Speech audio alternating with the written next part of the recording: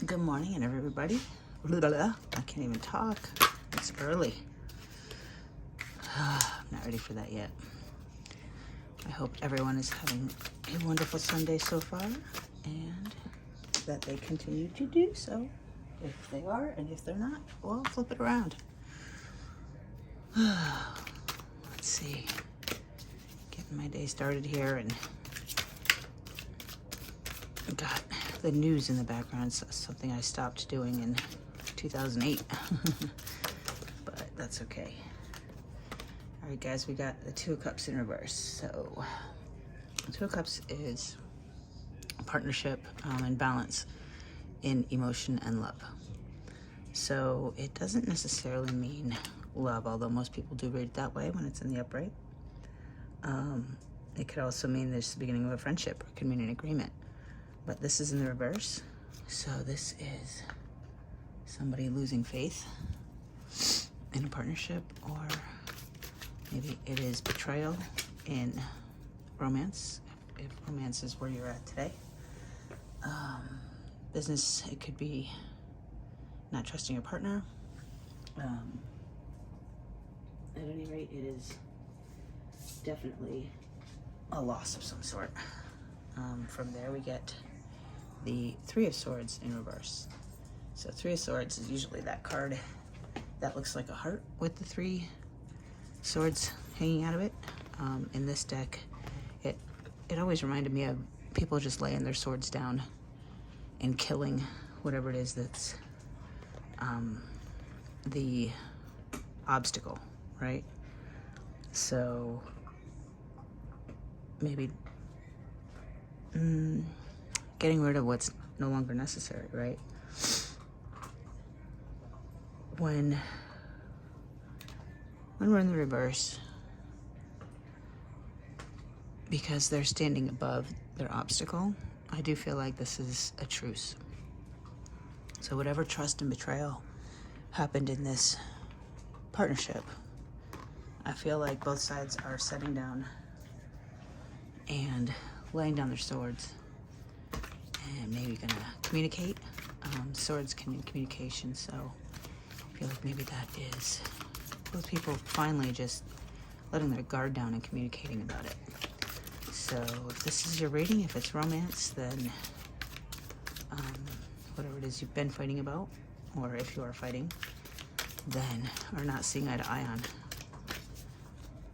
communications coming in. From there, we've got King of Cups in reverse. So a lot of reverse energies today. Reversals, I don't necessarily see them as negative. I see them as holding your energy in, not really sharing it a lot. Excuse me. So usually a sneeze means that I'm wrong. So let's try that again. Not holding energy in. Maybe it is an opposite. Maybe it is the negative part of that card. The King of Cups in the upright is professional, liberal. When he's in the reverse, he is shady. He's hanging on tight to that cup. It doesn't look like he's sharing it too much. And it is deceitful. This is someone who's not very honest with how they're talking, acting. I'm in the middle of taking a class, and we're learning about reading the energy. And reading the energy and reading a person is much the same as a scientist would, I guess, right? With the body language and the vibes and the posture and even down to the type of earrings a person wears. So, guys, keep in mind when you're dealing with anyone, and you're putting yourself out there and you're vulnerable, make sure you know who you're doing that with. You know, read them. Make sure you know if they're clenching their jaw real tight, they're probably pretty angry. If they're rolling their shoulders forward, they might be a little insecure or not confident. There's all kinds of videos on YouTube. There's a good book called Cues by Vanessa Van Edwards. Captivate, same author. plenty of resources out there to help you interpret that body language, but I definitely feel like that would be beneficial now if the person you are dealing with is being deceitful. Let's see if we can get some advice. Six of Pentacles. So I don't feel like this is the advice yet because it fell before I asked the question. So I feel like your deceitful person over here is using nostalgia to deceive you, right? Remember when's, remember how much I've done, remember how much you've done. You know, this is equal give and take. This is balance in shared resources and responsibilities. I don't feel like that's honest at all with that King of Cups there. I feel like that's what you're thinking of to justify it, to not read the energy, to not see the deceit. It's what's blinding you. It's what's clouding your judgment right now. So be aware of that. But I did ask for some advice, so Spirit, would you give us some advice, letting us know how we can handle the situation? Ooh, a couple cards of advice. So this one fell sideways. All right. I got the Hierophant in the upright and the Empress in the reverse. Hierophant, that is our Sagittarius energy. That's knowledge. That's going back to school. That's seeing what's up, right? It's typically the authority, right? It could be a priest, could be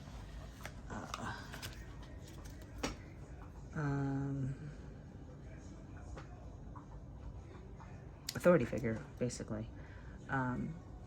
But basically, this is wisdom. Use your wisdom. Notice she's writing the book, she's not reading the book, right?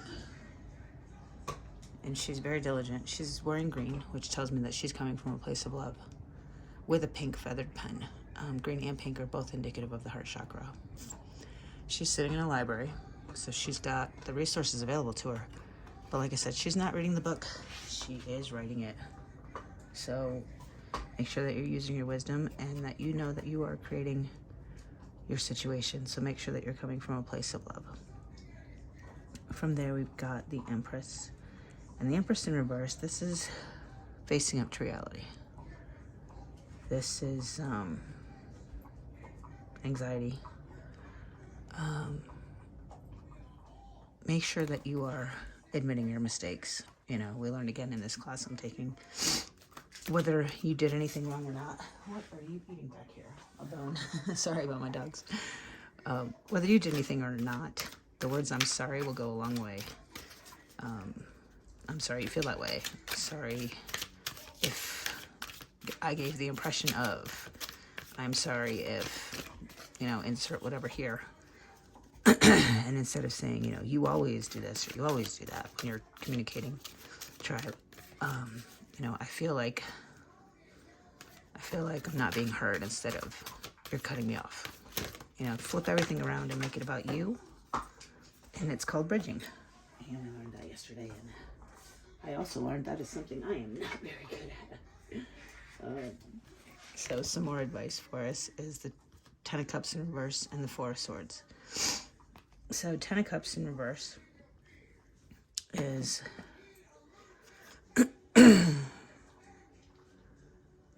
assess the motivations in the situation, right? What do they have to gain by being deceitful? What do you have to gain by them being deceitful? Just be aware and assess it, right? Make sure that you're knowing what's up and you have all of the information available to you. From there, we've got the Four of Swords in the upright, which this to me is isolation. You know, she's got all of her pure animals around her and guarding her. Rabbits and bears and polar bears and a fox in there too, actually. I never noticed the fox before. At any rate, she's going within and she's leaving the world outside and just checking things out and meditating. All right.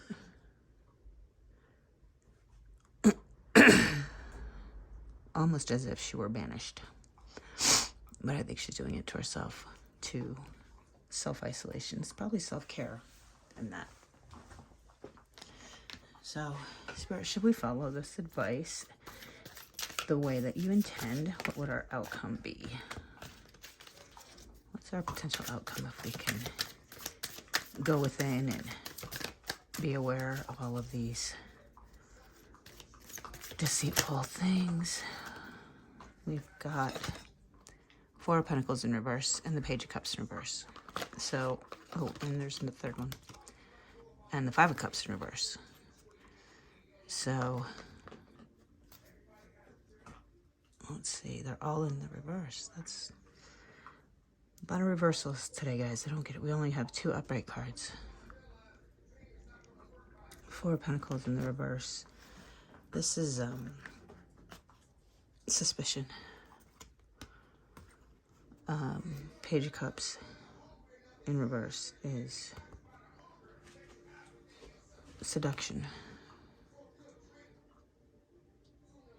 And the Five of Cups in the reverse is hope. So we go from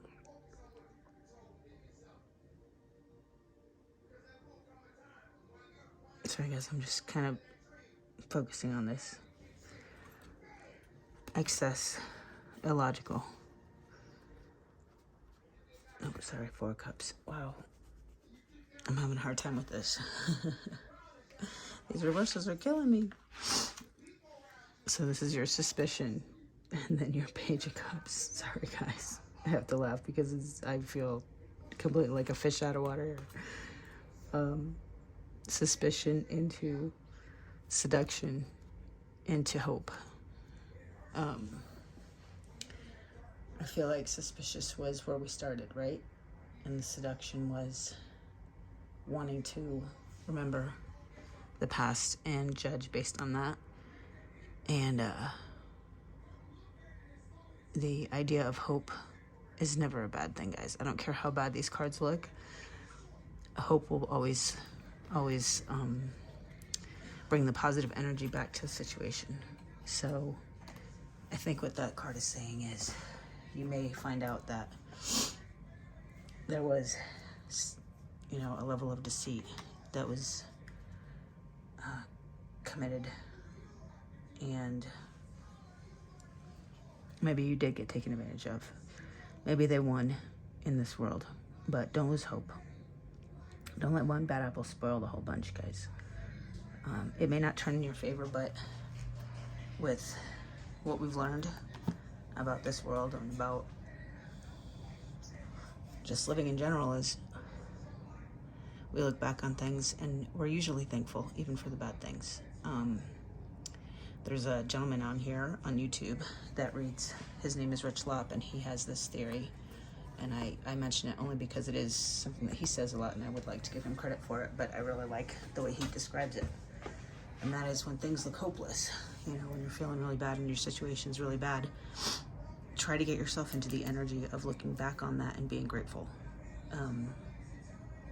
If you can get at least the feeling of that, then the blessing from that seemingly bad thing can come faster, right? All things with gratitude and love is the only way. So I will give you Rich Lopp's advice, which is get into the energy of being grateful for whatever it is and have that hope. Have that hope. Know that what's happening is happening and your highest good. So guys, I felt like today was a crystal purpose day. We're going to use the Gemstone Guardians and your soul purpose cards, and I'm going to get you a card for your crystal for today so we can see what might help us the best here. Or we're going to get 2. I love when God decides, and I don't. All right, so we've got Rhodonite and Apatite. Oddly enough, these are 2 that I carry with me a lot. Rhodonite is a bracelet my friend Carla got me, and I very seldom go without it. And we would be using this for protection. This is for the philanthropist. Do you enjoy raising money for the welfare of those who are less fortunate? Activate philanthropic actions and notice how infinite supply becomes more available to you. Altruistic efforts improve the well-being of the lives of others as well as your own. So, this is your humanitarian, guys. This is, serving others. This is being generous, but not being so generous that you are enabling, right? And your affirmation to go with this crystal is, I have plenty of money with plenty to spare. Success is mine through perseverance, endurance, and clear vision. I am grateful for the blessings in my life. Again, with the gratitude, right? All things with gratitude, guys. All things with gratitude. And then we've got the chef, artistic. So this is reminding you that you are creating your own reality, right? What's the recipe you're using? And this is appetite is the name of this stone. Are you fully present during food preparation, or are your thoughts elsewhere? Observe your thoughts and stay in the moment. With each vegetable you cut, each meal you prepare, maintain a grateful attitude for all it took to bring food to your kitchen. If you take that card metaphorically, guys, when you prepare your day, when you prepare your business, when you prepare to go to your job, are you doing it with love? Are you doing it with gratitude? Keep in mind, everything is preparation for the meal, right? And there's a recipe that goes along with each one. Think of everything you do that way, and use appetite to remind you to stay in the moment. And your affirmation with that would be, my thought processes are conscious and healthy. I am mindful and present as I create meals. My body metabolizes the food I prepare with ease. I am grateful for all involved in bringing food to my table. So appetite and rhodonite today, guys. Be creative. Remember, you're the one creating it, right? You're the magician, you are the chef, and you are the philanthropist. Yeah, hopefully I said that right. Anyway, get your rhodonite, get your appetite, and don't lose hope. All right, guys. Love you. We'll talk soon.